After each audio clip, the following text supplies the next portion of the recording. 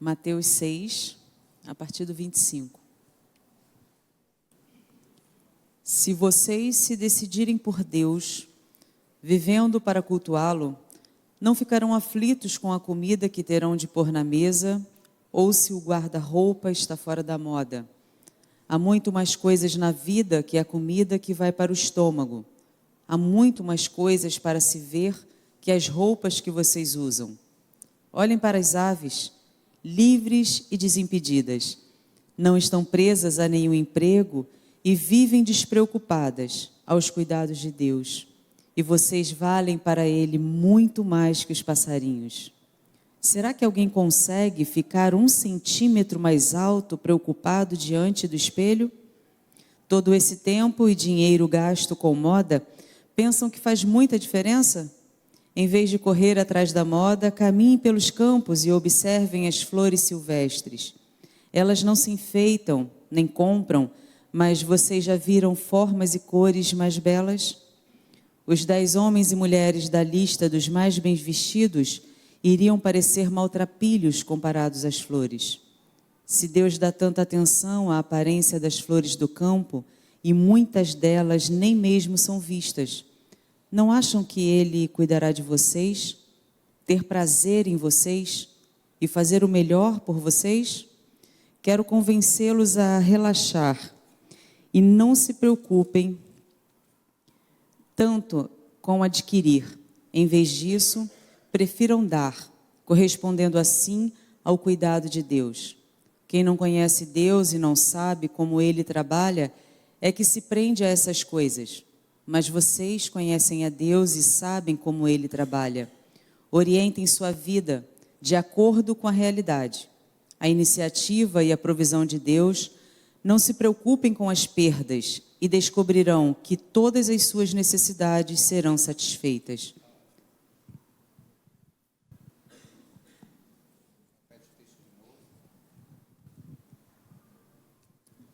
Mateus 6, a partir do 25.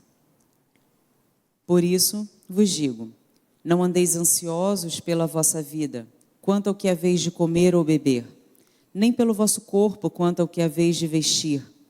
Não é a vida mais do que o alimento e o corpo mais do que as vestes? Observai as aves do céu. Não semeiam, não colhem, não ajuntam em celeiros, contudo, vosso Pai Celeste as sustenta. Porventura, não valeis vós muito mais do que as aves? Qual de vós, por ansioso que esteja, pode acrescentar um côvado ao curso da sua vida? E por que andais ansiosos quanto ao vestuário? Considerai como crescem os lírios do campo. Eles não trabalham nem fiam. Eu, contudo, vos afirmo que nem Salomão, em toda a sua glória, se vestiu como qualquer deles. Ora, se Deus veste assim a erva do campo, que hoje existe e amanhã é lançada no forno, quanto mais a vós, outras, homens de pequena fé. Portanto, não vos inquieteis dizendo, que comeremos, que beberemos, ou como nos vestiremos? Porque os gentios é que procuram todas estas coisas. Pois vosso Pai Celeste sabe que necessitais de todas elas. Buscai, pois, em primeiro lugar o seu reino e a sua justiça, e todas essas coisas vos serão acrescentadas. Portanto, não vos inquieteis com o dia de amanhã, pois o amanhã trará os seus cuidados. Basta ao dia o seu próprio mal.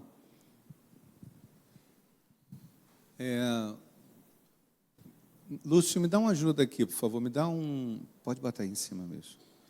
Coloca um microfone aqui perto de mim, por favor. Ansiedade. Ansiedade é a palavra do nosso século. A gente pensa que depressão é a palavra do nosso século, mas é uma palavra que antecede a depressão, ansiedade. É claro que quando nós pensamos em depressão, quando nós falamos de ansiedade, eu não estou falando de transtorno de ansiedade, porque isso é clínico. Não sou médico, não sou psicólogo. Eu não estou falando de depressão química, que surge a partir de neuromediadores, neurohormônios. Eu não estou falando sobre isso. Pode ser um pouco mais para o lado, dá? Tá bom. E aí você bota ele para ligar, tá?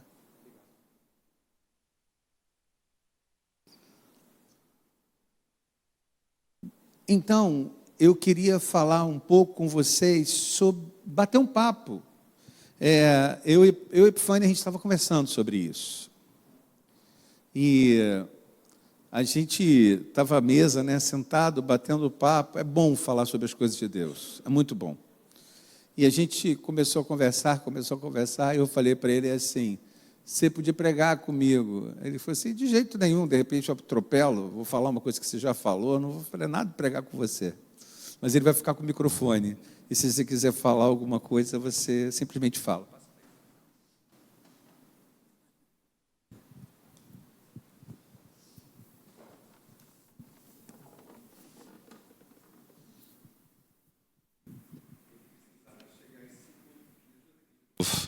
Eu precisava chegar esse púlpito bem para trás.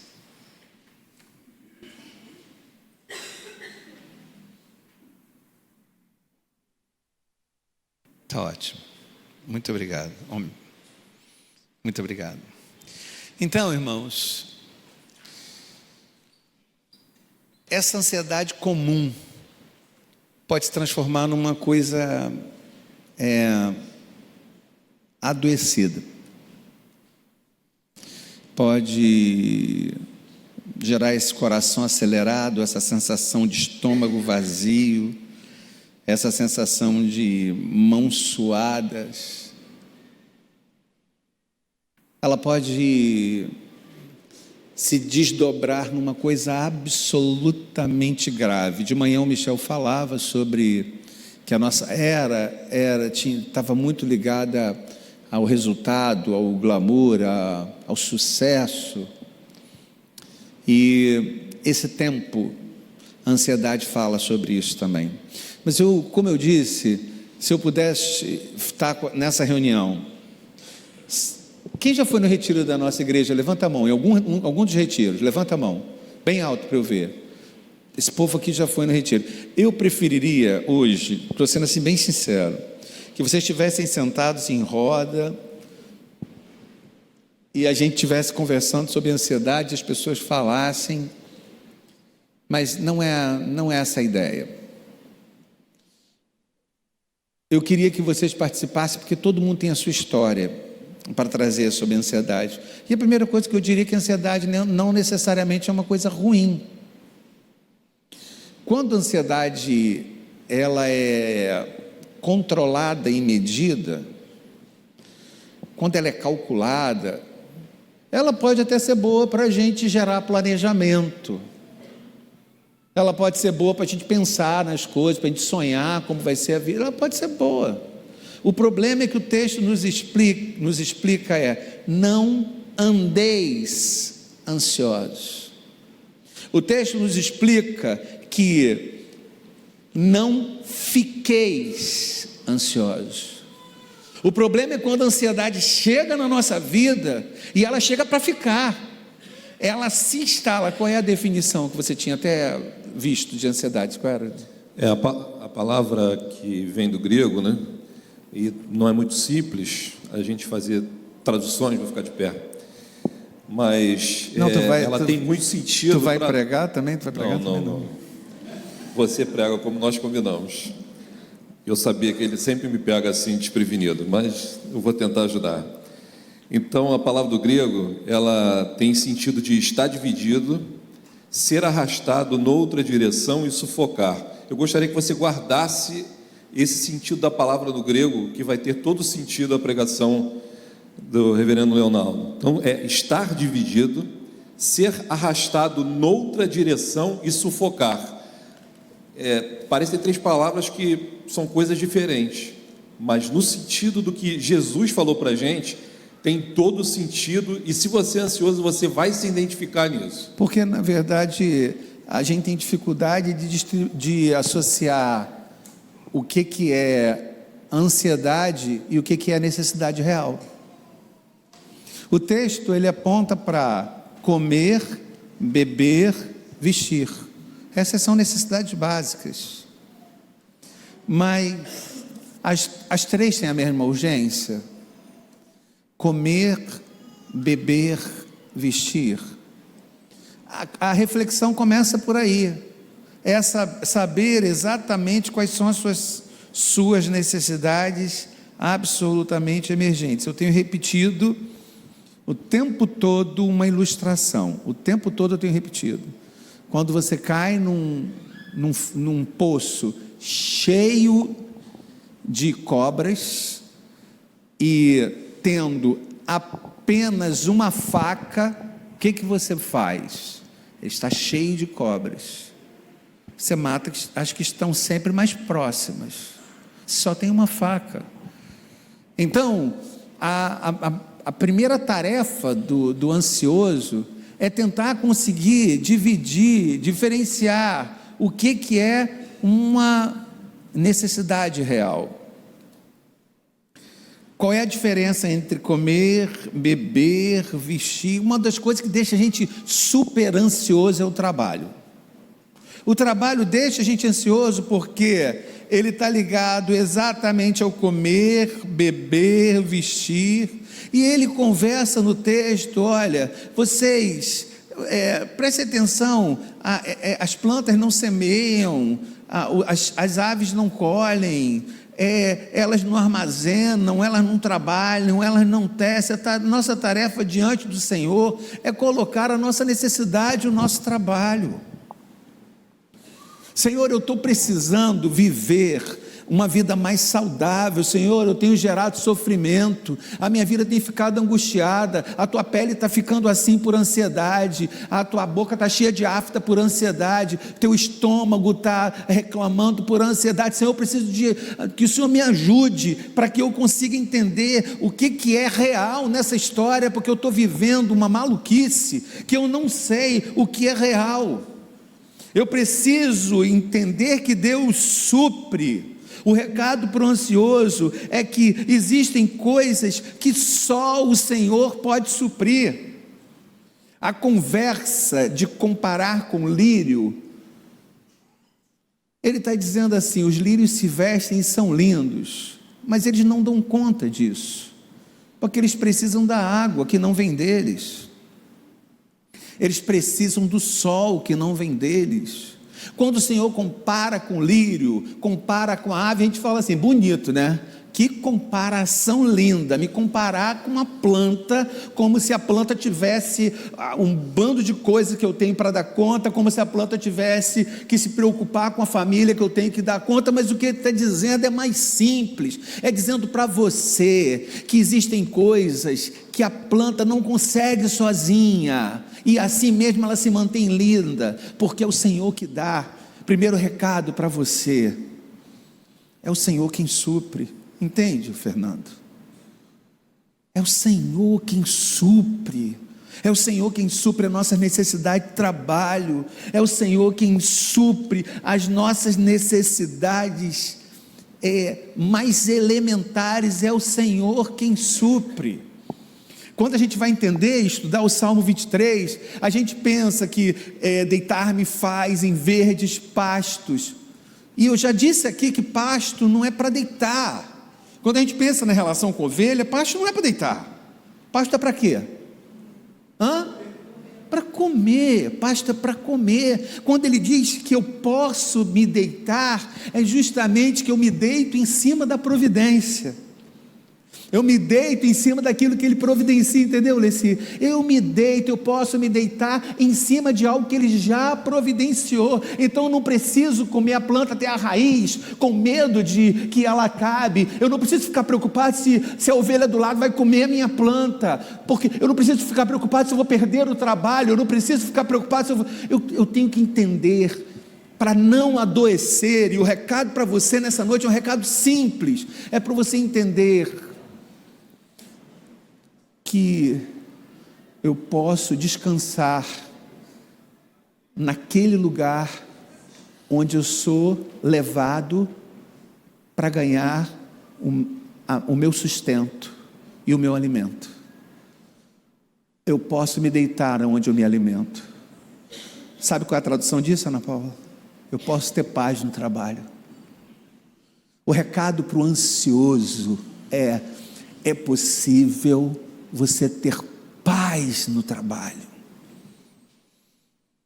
Porque pastos verdejantes não acabam de uma hora para outra. O recado para o ansioso é que você tem alguém que dá conta. E existem coisas que estão para além das suas mãos. Existem coisas que estão para além das suas mãos. A gente vive de sofrer por coisas que estão para além das nossas mãos. Existem coisas que estão para além das mãos, que estão para além do próprio lírio. Existem coisas que estão para além das próprias aves do céu. Então, Rosemary, não adianta sofrer por coisas que estão além das suas mãos, porque o Senhor cuida dos lírios do campo. Entendeu qual é o recado? Que o recado é fácil, que o recado é simples. Entendeu, Cida? O Senhor cuida dos lírios do campo. Cuida de coisas que tinham gostinho hoje. A gente fica ansioso porque nós queremos o tempo todo mudar o presente para prever o futuro. A gente fica nessa coisa de dar conta do presente, e o Senhor é o Senhor que dá os seus, e o texto diz que o Senhor dá os seus enquanto eles dormem. Para o ansioso, uma das tarefas mais difíceis são as escolhas, e eu preguei sobre escolhas no domingo passado, lembra, Miriam? Eu preguei sobre escolhas.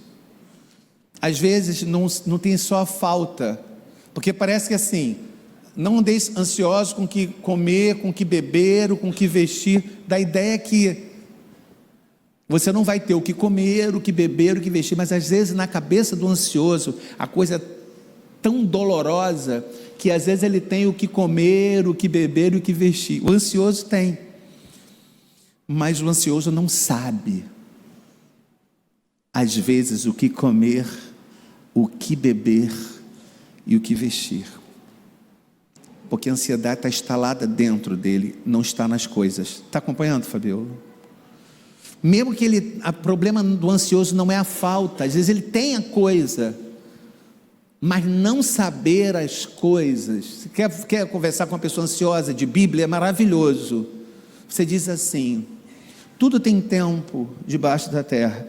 Há tempo de nascer, há tempo de morrer, há tempo de plantar, há tempo de arrancar, há tempo de construir, há tempo de derribar. Aí o ansioso fala assim: pastor, isso eu sei, difícil é saber quando é o tempo. Porque a ansiedade está dentro, não está fora.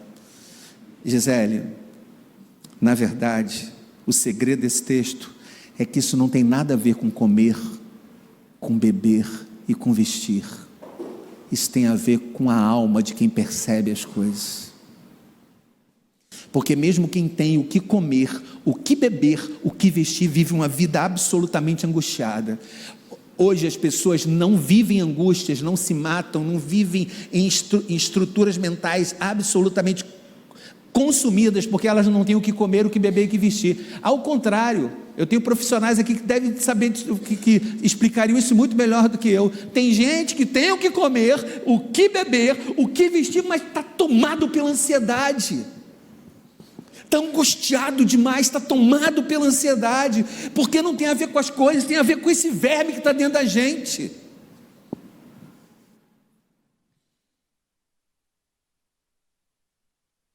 Escolha com Deus. A ansiedade é desistir do hoje e abraçar as incertezas do amanhã. A ansiedade é um convite a desistir do hoje e abraçar as incertezas do amanhã. Sabe, entende porque o maná caía no dia? Entende porque ele tinha que ser consumido no dia, senão ele te pegava mofo. Lembra disso? Ele apodrecia, lembra disso? Falei assim, será que será maldade de Deus? Mandar um maná cair, eles tinham que comer no dia, senão ele apodreceria. Por que essa didática na oferta do milagre? Para que a gente não viva preso pelo amanhã. Tem gente que está aprisionado no amanhã. Os adolescentes entenderiam melhor isso, né? Tem gente que nasceu com a síndrome do Doutor Estranho. Eles acham que tem a pedra do tempo. E eles não são Thanos, eles não têm. Não têm. Nem. Ansiedade é vencida quando nós acreditamos que existem águas tranquilas, pastos verdejantes, mesmo que o nosso caminho seja pelo vale da sombra da morte. O ansioso deve entender que pode sentar-se com Deus e comer, porque o Senhor é o Deus da providência, é o Deus da provisão. A ansiedade, ela está ligada ao ciclo vicioso do pensamento repetitivo. Fala sobre esse looping aí, fala. Às vezes a gente fica bastante focado, né? O ponto principal que o reverendo Leonardo coloca no início, justamente a grande diferença é você ficar, permanecer. A questão da ansiedade, ela é benéfica e é até saudável para o teu corpo, né? Vamos pensar numa zebra no meio da savana, né?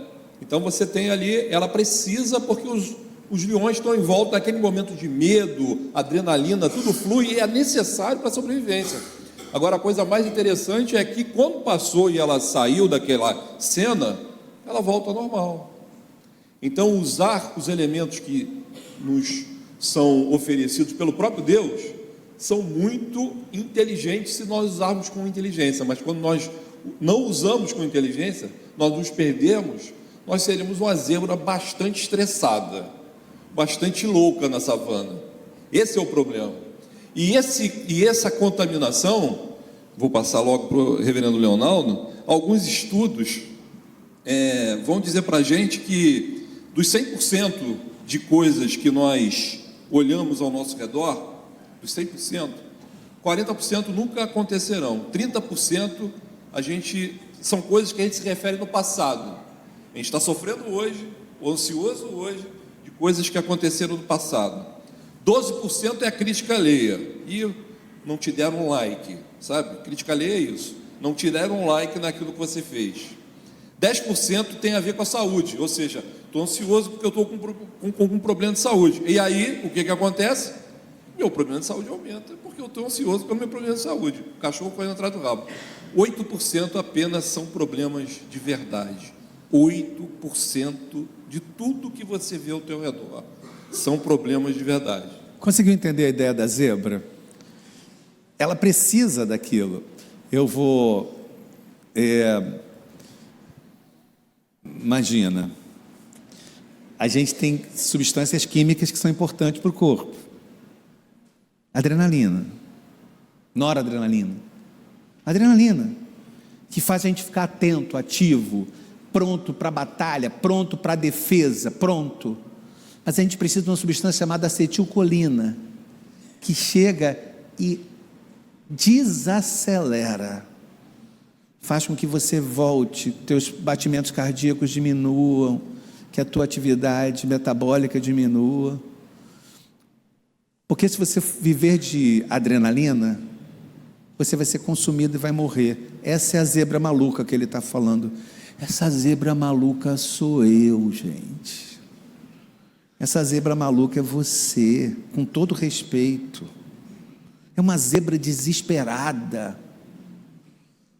É uma zebra absolutamente desesperada. Você sabe o que é o looping? quando você recebeu uma notícia, aí você gira aquela notícia na cabeça. Se é um laudo, você gira aquele laudo fica na sua cabeça, rodando. Se é uma possibilidade de emprego, você gira aquilo, e aquilo gira, e você fica girando com aquilo o tempo todo, você fica preso àquilo, você fica tomado por aquilo. E no meio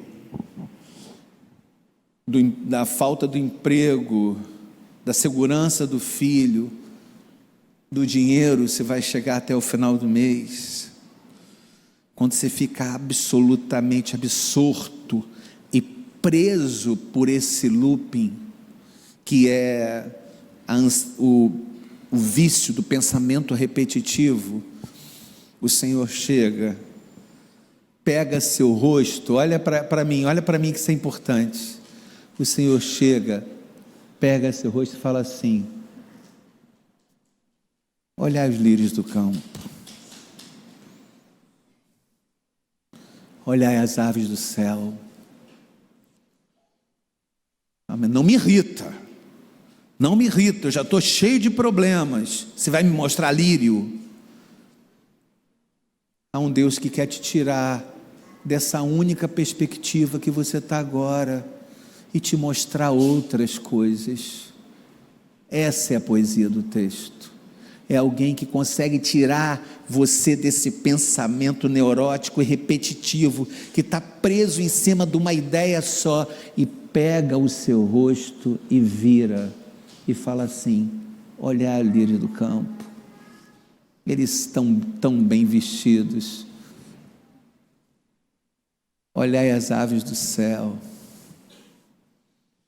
Deus está querendo tirar os seus olhos disso. Quer que eu explique melhor? Deus está querendo tirar teus olhos disso, tirar os teus olhos dessa coisa que está te consumindo, e te dá um recado simples: eu providencio pastos verdejantes e águas tranquilas. Esse é o recado de Deus.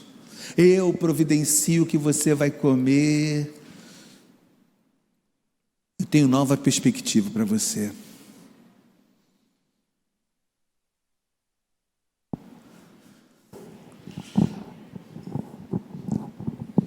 Existe uma coisa chamada desejo mimético. Eu não gosto muito desses termos, não. Eu não gosto de ficar citando autor. Mas houve um cara que falou sobre desejo mimético e anorexia. Sabe o que é anorexia, né? Aquelas pessoas que vão emagrecendo, porque elas estão insatisfeitas com o corpo, ou alguma coisa, um looping metabólico no próprio corpo. Às vezes é consequência de bulimia, às vezes não. Mas René Girard escreveu sobre desejo mimético. Não sei se vocês já repararam, alguém já viu uma borboleta cara de coruja? Alguém já viu? Já viu, Ana Paula? Quando você vira a borboleta, ela é azulada em cima. Já viu, Adriel? Quando você vira a borboleta, atrás tem... Você olha, parece que tem 2 olhos de coruja e as orelhas. É interessante, bem interessante. O nome disso é mimetismo. É a capacidade de imitar naturalmente outro ser para sobreviver na natureza. Existe uma cobra chamada falsa coral, que ela se parece muito com a coral, e ela não morreu, e ela continua aí, porque ela foi preservada, porque por imitar a coral na aparência, o nome disso é mimetismo. As pessoas fogem dela, como se fugisse da coral. O nome disso é mimetismo, é imitar. Entenderam? Só que existe um fator psicológico chamado desejo mimético. O desejo mimético é quando você quer imitar alguém, você quer imitar a roupa da atriz, é tão ridículo quando você olha e vê uma mulher botando uma roupa diferente, um cordão diferente. No domingo seguinte a pessoa está com o mesmo cordão diferente. Porque a gente vive de imitar os outros. E quando a gente não consegue, isso serve para os adolescentes, eu queria a atenção de vocês. Quando a gente não consegue imitar os outros, a gente gera frustração. E a falta de dar conta dessa imitação, porque essa imitação custa dinheiro, a gente fica ansioso, porque a gente quer consumir, pelo simples fato de querer imitar alguma coisa. Em outras palavras, eu quero te contar um segredo: muitos dos teus desejos não estão ligados a comer, a beber e ter o mínimo a se vestir, está ligado ao imitar.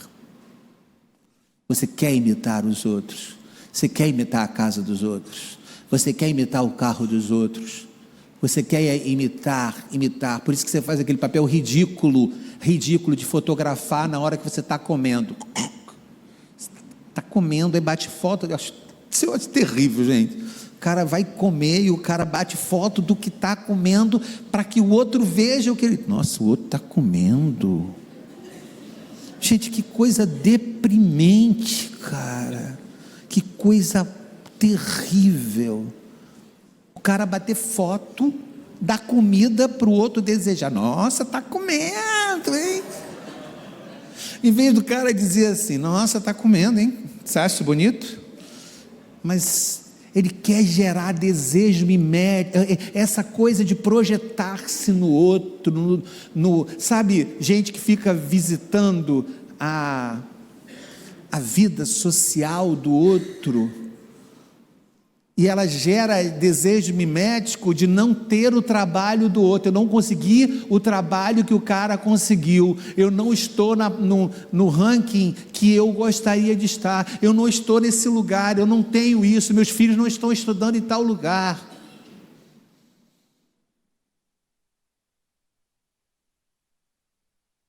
O diabo não veste Prada não, tá? Mas ele quer que você vista. Nada contra Prada, acho lindo. Contra o desejo mimético que te tortura, fazendo você ser a pessoa que você não precisa ser. Isso só gera em você ansiedade. Isso não tem nada a ver com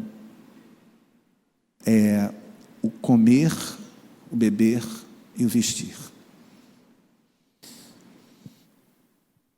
Rubem Alves vai falar que esse desejo do futuro, que aponta para a ansiedade, é como um verme. Que você tem uma maçã linda, imagine uma maçã linda aqui na minha mão, e quando você abre a maçã, dentro dela sai um verme enorme, porque a ansiedade não é um verme que está do lado de fora, é um verme que está dentro de você. E o que te causa ansiedade hoje, você viu os percentuais que ele acabou de ler. Quantos por cento é real, efetivamente? 8% é real. Cara, 8% é real, o resto é irreal. Então, sinal que você está adoecendo, sinal que você está tendo taquicardia, sinal que você está tendo mão suada, sinal que você está tendo pele a agredir, tudo isso pela ansiedade de 8% que é real, o resto tudo é fruto da tua cabeça. Se pergunte, o que está me causando ansiedade? Veja o tempo que as coisas te ocupam. Pense na vida espiritual, porque nós vivemos nessa terra 80, 90 anos e passaremos a vida toda na eternidade. Ansiedade não é a fome pela prosperidade. A ansiedade tem a ver com a característica daquele homem que é plantado junto a ribeiros de água, a qual dá o seu fruto na estação própria, e tudo quanto faz prospera. A certeza é que nós temos um Deus que estende as nossas raízes para a água, e que as coisas, ansioso, acontecerão na estação própria, porque o teu Deus cuida de você.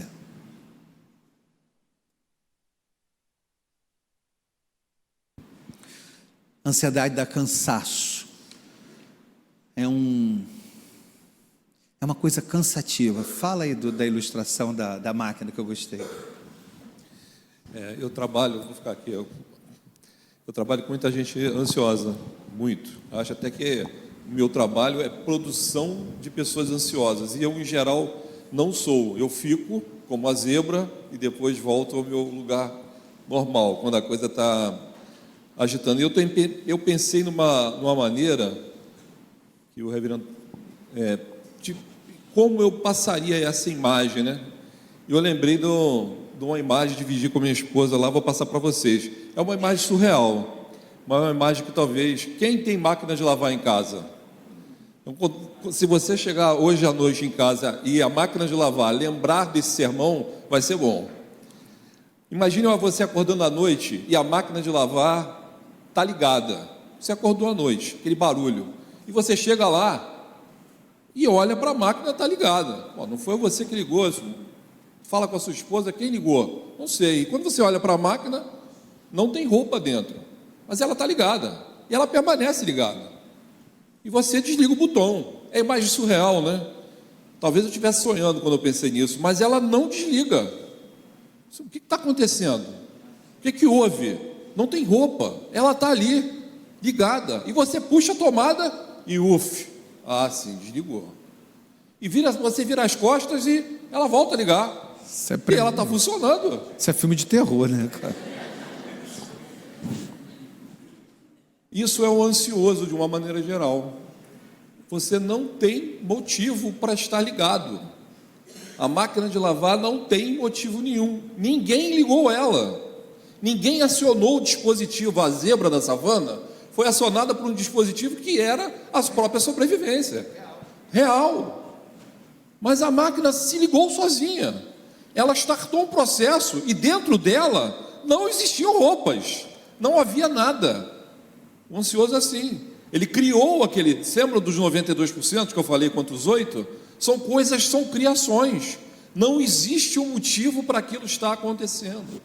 E uma questão, como eu trabalho com muitas pessoas ansiosas ao meu redor, tem uma coisa muito interessante, que também é surreal. O ansioso é uma pessoa muito ativa. Por isso que o reverendo Leonardo vai falar agora do cansaço. Eu pensei que ele ia falar assim, por isso que o reverendo Leonardo é ativo. Juro que eu pensei, a pessoa ansiosa que eu também sou, agora ele vai falar que eu sou ansioso. E essa questão também é um paralelo difícil, porque a pessoa sai assim. Todos que eu conheço, sem exceção, que são muito ansiosos, meu chefe, eles falam isso com orgulho, porque são muito ativos. Muito ativos. E quando você vê esse tipo de atividade, e eles mostram a produção das suas atividades, como não negar que são ativos? Mas o que o texto está falando é que eles são, na verdade, todos os que ficam nesse lugar, cativos. Cativos da sua própria ansiedade. Viu o binômio? O cara pensa que ele é ansioso e é ativo. Na verdade, ele é cativo, ele está preso nesse lugar. E é justamente o texto, ele quer dizer, quando Jesus Cristo fala, olha, calma, ele está dizendo o seguinte: não se prenda a isso. Veja como isso pode ser nocivo e ruim para a sua vida. Eu recebi da minha prima publicou uma foto, uma casa no campo, e a casa era linda, tinha janelas azuis, era uma casa linda no campo, mas era casa, uns animais assim, um lugar lindo, e em volta nada. Aí a minha prima escreveu: meu sonho. E aí eu, Gisele, olho para a foto e falo assim: não é o meu sonho. Imagina se a pessoa passar mal. Eu olhando para a foto. Imagina se a pessoa passar mal. Não precisa, imagina se ela cai de noite. Imagina se assaltam ali. Não tem um vizinho para socorrer. Entenderam o que é uma pessoa? Aí eu ri de mim. Sabe o que é bom na minha ansiedade? Sabe o que é bom? Primeiro, que eu posso falar nela e me aproximar de vocês. Vocês vão ver um bando de pastor contando, mas eu posso falar nela, e é maravilhoso lidar com o Epifânio, que não vive disso, e desacelerar do lado dele. É claro que eu dou conta de muitas coisas, mas é maravilhoso lidar com alguém que não vive a mesma tirania. Uma pessoa, vou fazer uma fofoca gospel agora. Uma pessoa veio me procurar no gabinete, não foi aqui, foi da outra igreja que eu era. Aí ela falou assim: eu tenho visão do futuro, eu vejo coisas que vão acontecer, eu tenho o dom de premonição. Aí eu falei assim: não, você acha que é uma visão espiritual? Não é nada da Bíblia não, pastor. É uma coisa que eu não gosto, uma maldição. Eu tenho o dom de ver desgraça. Parecia o sexto sentido, eu vejo gente morta o tempo todo. Sabe como é que é? Sabe como é que é? A moça sentou na minha frente, aí falou assim: por que você fez isso? Não, porque eu vi tal situação e a pessoa morreu. Aí eu vi tal coisa, eu olhei para a barriga da moça que estava grávida, eu sabia que o bebê ia morrer, eu previ um atropelamento. Ela foi me citando coisas. Assim, gente, mas que mulher para ver desgraça, gente. Aí eu virei para ela e falei assim: como é que era seu pai? Meu pai era ansioso demais. E aí, ele ficava o tempo todo tentando evitar que alguma coisa ruim acontecesse. E, ele ficava o tempo todo, sabe, cercando a gente para que nada de mal acontecesse. E eu acho que ele parecia prever o futuro como eu. Não tem nada de prever o futuro, minha filha. Isso é a cabeça de uma pessoa ansiosa, só isso. Que pensa em tanta possibilidade de desgraça, que às vezes não acontece porque tem duas chances, né? O bebê nascer ou o bebê morrer, concorda? Só tem duas chances, ou o bebê vai nascer ou o bebê vai morrer. Mas o cara ansioso acha que pode prever o futuro, que pode se adiantar ao futuro. Isso não é liberdade, isso é prisão. Isso não é atividade, isso é prisão. Isso não é um ganho que você tem. Você não é especial porque você se adianta as coisas. Você está prisioneira a isso. Dos meus talentos, quando cheguei em Curicica, que eu diminuí muito, Leci. A Leci estava na cozinha, aí eu chegava e fazia assim, perto dela: Leci, essa comida vai dar? Pronto, gente. Pelo amor de Deus, pastor, não vai falar nisso, pelo amor de Deus, deixa eu cozinhar. Mas eu sei que naquela hora eu mexi com algo que também está dentro dela, que ela na hora deve ter pensado: será que essa comida vai dar? Gente, pais ansiosos vão gerar filhos ansiosos. O convite para você nessa noite não dá para antecipar o futuro. Você não é vítima da ansiedade. Estou indo para a conclusão, tá? Você não é vítima da ansiedade. Isso não é uma lei. Porque se fosse, pastor, eu não sei qual é a chave que vira, eu não sei qual é o botão que aperta para eu deixar de ser ansioso, eu não sei qual é a chave que roda, eu nasci assim e eu não tenho como mudar isso, está instalado dentro de mim. Não é verdade, porque se fosse verdade, a Bíblia não diria: não andeis ansiosos. Sabe por que ela está dizendo, André? Que é possível não andar ansioso. É chegar à ansiedade e eu dar tamanho a ela, perguntar e ridicularizar. Eu preciso ridicularizar os meus medos, eu preciso ridicularizar os meus medos. Eu preciso rir de mim como eu ri olhando a figura da minha prima que mandou a foto da casa do campo. Quando eu acabei de falar assim: meu Deus, que maluquice, a casa é maravilhosa. Alguém tem que denunciar você, e tem que ser você, porque a ansiedade está dentro, não está fora. Primeira regra para levar para casa da conclusão, primeiro ponto da conclusão, é uma lei que dá para ser mudada dentro de você. Segunda coisa, existe um Deus que nos dá alimento, porque Ele cuida das aves, Ele cuida dos lírios, Ele cuida das plantas, Ele cuida de tudo. E quem dirá de você e a mim?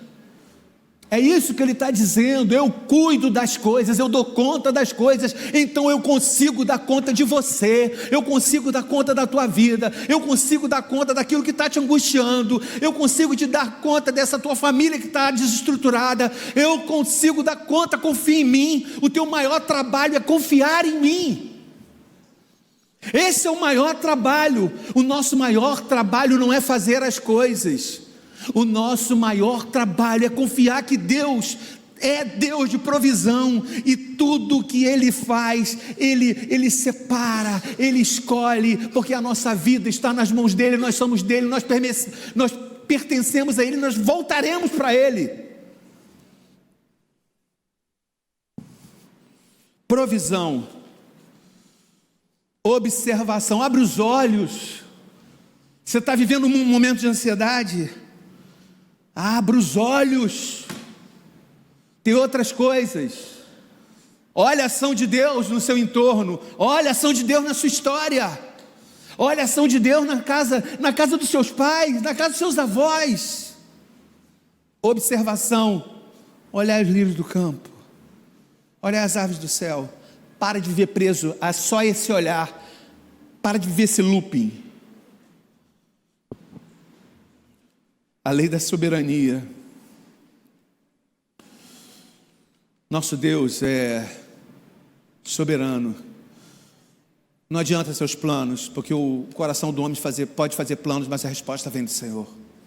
Há uma lei que rege a nossa vida. Nós somos dele, pertencemos a ele, voltaremos a ele, para ele. Quem cura é o Senhor, não é o remédio. É claro que nós acreditamos no remédio. É claro que Deus escolhe o remédio, Deus escolhe os médicos, mas às vezes dois caras tomam o mesmo remédio e um é curado e o outro não é curado, porque em última análise, em última instância, quem cura é o Senhor. Nós acreditamos na soberania de um Deus. Eu tenho um Deus que tudo vê. Eu tenho um Deus que vê o meu chefe, eu tenho um Deus que vê o meu prefeito, eu tenho um Deus que vê o meu governador, eu tenho um Deus que vê o meu presidente, eu tenho um Deus que vê acima de tudo. Eu tenho um Deus que toma conta da minha vida. E para concluir, busque o reino de Deus. Preguei isso domingo passado. Busque o reino de Deus, obedeça ao rei, viva dentro do reino, não inverta as coisas, viva hoje, basta cada dia o seu mal. Não viva o tempo todo pensando no improvável. Viva agora, porque no fundo há um Deus que fala assim: deixa comigo, deixa comigo. Pode repetir isso? Deixa comigo. De novo. É isso. Entendeu, Carla? Deixa comigo. Deixa comigo. Nosso principal trabalho é ouvir essa voz e entender essa voz que apenas diz: Márcio, deixa comigo.